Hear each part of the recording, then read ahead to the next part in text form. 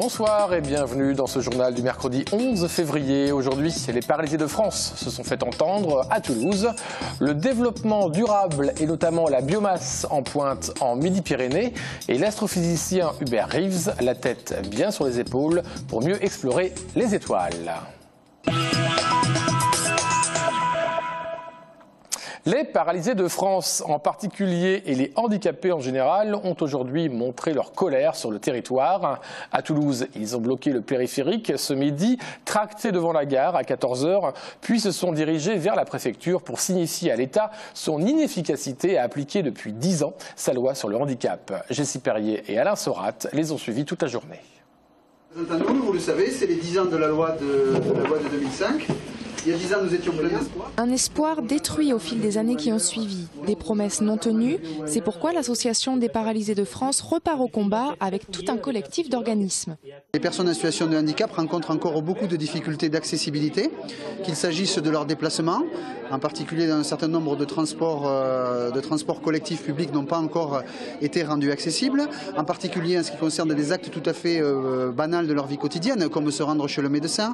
Un certain nombre de cabinets médicaux ne sont toujours pas accessibles, un certain nombre d'établissements recevant du public, qu'il s'agisse de cinéma ou autres, n'ont pas encore été rendus accessibles, mais qu'on souffre aussi encore et toujours d'une faible volonté d'un certain nombre de nos élus, une faible volonté de mettre en œuvre cette loi et de rendre ce pays accessible et de faire une place à la différence. Et puis après les discours, la colère.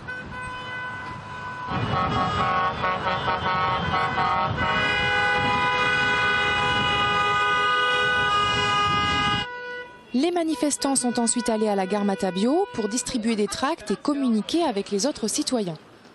On parle aujourd'hui de l'accessibilité, évidemment, il y a les handicapés, certainement. Mais il y a plus que ça, il y a les parents avec des poussettes, il y a des livreurs, il y a des personnes âgées, etc. Toute la société a besoin de l'accessibilité. Ce n'est pas un problème d'handicap, c'est un problème de société au sens général.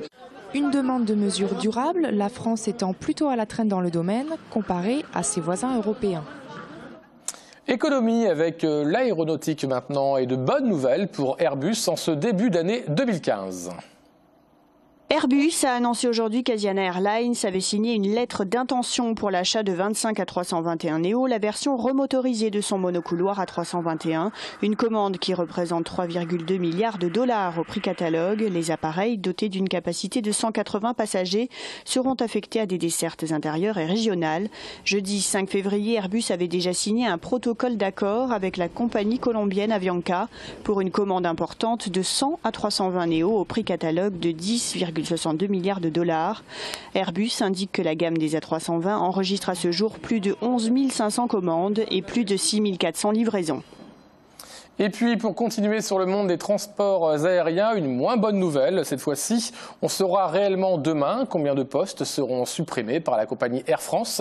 Sur la base de Toulouse, on parle de 77, toutes fonctions confondues. Ici, en région, le plan de départ volontaire sera réellement dévoilé vendredi par la direction.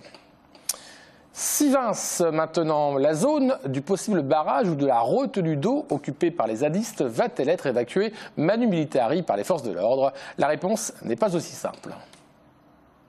Le tribunal de grande instance d'Albi a autorisé l'évacuation de certaines parties du site de Sivens occupé par les zadistes. Le conseil général du Tarn et la compagnie des coteaux de Gascogne avaient porté plainte en ce sens. Sauf qu'évacuation ne veut pas dire expulsion. Les anti-barrages peuvent donc se réunir sur d'autres parcelles. Le Conseil général veut aussi expulser les zadistes d'une des maisons du site appelée la Métairie Neuve. Ségolène Royal, la ministre de l'écologie, a cependant récemment indiqué que l'expulsion n'interviendrait pas avant que le Conseil général décide du devenir du projet de retenue d'eau lors d'un débat prévu le 6 mars. À Sivens, décision politique et décision de justice s'entrechoquent. Le service public montre de plus en plus l'exemple en termes de développement durable. Midi-Pyrénées est la deuxième région la plus boisée de France. Elle se tourne donc naturellement vers l'énergie biomasse. Aujourd'hui, c'est un hôpital qui en bénéficie, synonyme d'économie et d'écologie. Robin Puel et Romain Chevalier. L'hôpital de Muret passe au vert. Cette nouvelle chaudière biomasse chauffera la totalité des 12 hectares de l'établissement. Elle sera alimentée par des plaquettes forestières provenant de la région.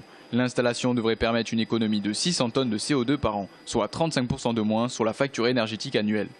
En termes de développement durable, c'est impressionnant. Pour vous donner une idée, c'est à peu près 1000 tonnes de bois consommées par an qui représente donc des emplois, beaucoup d'emplois, mais surtout c'est l'équivalent de 1000 voitures de moins dans l'agglomération du Muretin, et cela par an. Le projet de la chaufferie à bois a été en partie financé par la région, un investissement de 289 000 € auquel tenait fortement Martin Malvy, une source d'énergie qui est donc économique, durable et locale. J'ai pris le pari qu'en 2020, il y aurait une centaine d'installations au Midi-Pyrénées, c'est-à-dire autant que pour la France entière il y a encore 2 ans.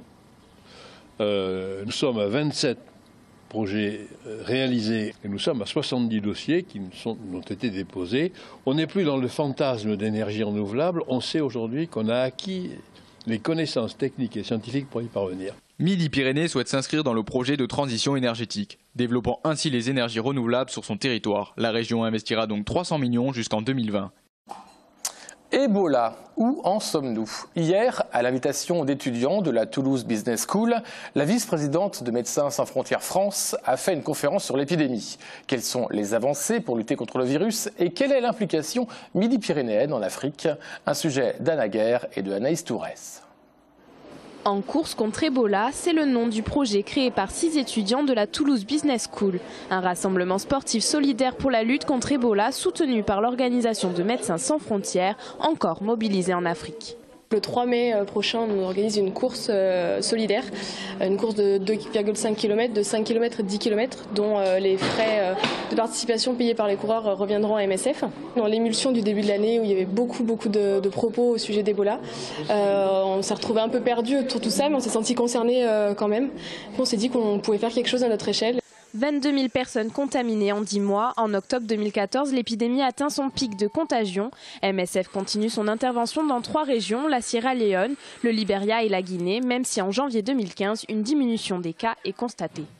Début février, on vient de voir quand même une petite réaugmentation du nombre de patients en Guinée et en Sierra Leone, mais ça reste quand même nettement inférieur à ce que l'on a vu pendant l'été et au mois de septembre-octobre. 3 800 volontaires sont déjà engagés dans cette mission. L'organisation recrute toujours. On a en permanence sur le terrain environ une trentaine de personnes qui viennent des régions Midi-Pyrénées, une dizaine de Toulouse. Il faut savoir que les volontaires de Médecins sans frontières sont soit des médicaux, des médecins, des infirmiers, mais aussi des professions non médicales comme des administrateurs, des logisticiens. 3 candidats vaccins possibles sont actuellement testés. Les résultats sont encourageants, mais ils ne seront pas disponibles avant au moins juillet 2015. Les détecteurs de fumée. Que vous soyez locataire ou propriétaire, les détecteurs de fumée seront obligatoires dans les logements en 2015. Dans de nombreux pays d'Europe, cette disposition est déjà en place. Jessie Perrier, avec les pompiers du service départemental d'incendie et de secours de la Haute-Garonne, vous explique tout. 800, c'est le nombre de morts chaque année en France dans des incendies, souvent à cause de la fumée plus que du feu lui-même. Les détecteurs vont donc devenir obligatoires, les propriétaires devront en munir leurs biens et les locataires en assurer l'entretien.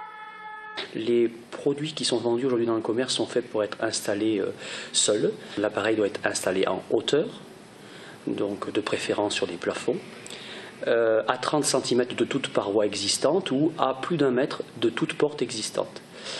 Bien entendu, éloigné de tout ce qui pourrait être source de production de fumée, on va dire occasionnelle, c'est-à-dire notamment les cuisines, ou de vapeur d'eau comme les salles de bain. Les citoyens ne semblent pas forcément pressés d'acquérir l'appareil, mais comprennent l'initiative et sont conscients de son utilité. Je l'ai, oui, dans sa boîte, prêt à être installé. C'est une bonne chose, évidemment, mais bon... Je pense qu'il faut être prudent de toute façon, hein. Même avec un détecteur de fumée. Hein. Pas encore, mais je compte bien le mettre en place, non seulement dans mon logement personnel, mais également dans les studios que je loue. Je pense qu'il va falloir penser à en acheter un et à le mettre chez moi. Oui, après c'est une bonne chose pour prévenir s'il y a des incendies. Après, en appartement, est-ce que c'est vraiment très utile? Je pense pas, mais dans les maisons, oui, ça sera utile dans tout ce qui est gros électroménager. Mais avoir un détecteur ne suffit pas, il faut penser à le tester au moins une fois par mois, changer les piles et aussi le dépoussiérer. Sport et rugby, pas de gros changements dans le 15 de France pour affronter l'Irlande samedi dans le tournoi Destination. Côté régionaux, UG, Cocotte, Maestri et du Sautoir font partie du 15 de départ. Lamera et Thalès sont sur les bancs des remplaçants. À suivre. Hubert Reeves était hier soir à l'Institut catholique de Toulouse pour une conférence sur l'avenir de notre terre. Nous en avons profité pour l'interpeller sur les dernières découvertes du satellite européen Planck. Selon les photos prises par ce dernier, notre serait bien plus vieux que nous le pensions. On peut le dater environ aujourd'hui à 13 milliards d'années. 13 milliards, 8, pardon, exactement. Alors, qu'est-ce que ça change? Réponse d'Hubert Reeves au micro de Sophie Voidis et de Greg Lamazer. Alors il y a des gens qui s'intéressent, il y en a beaucoup, et ça suffit. N'est-ce pas? Il n'y a pas une grande vérité qui dit qu'il faut savoir ça. Vous voyez qu'il y a beaucoup de gens qui sont intéressés à leur origine. Vos origines, c'est une question qu'on se pose, d'où je viens, qu'est-ce que je fais ici, comment je suis arrivé ici un beau jour. Bon, ça c'est une question qui, on le voit, universelle dans toutes les civilisations. Ça, le simple fait qu'il y ait cette interrogation mérite qu'on essaie d'y répondre. La matière que nous connaissons n'occupe qu'une infime partie de l'univers tel que nous le voyons. Et tout le reste, qu'est-ce que c'est? Est-ce qu'on peut l'imaginer? En tant que scientifique, là, c'est pas une question théologique, je pose. Hein. Non, non, on ne peut pas l'imaginer. On sait que c'est là. On sait qu'il y a une composante majeure de l'univers et elle est partout. Hein. Ce n'est pas simplement à certains endroits. Elle est uniformément répandue. On sait qu'elle est là parce on voit les influences qu'elle a sur le restant de la matière. La question se pose aux scientifiques, c'est le rôle des scientifiques. Qu'est-ce que c'est?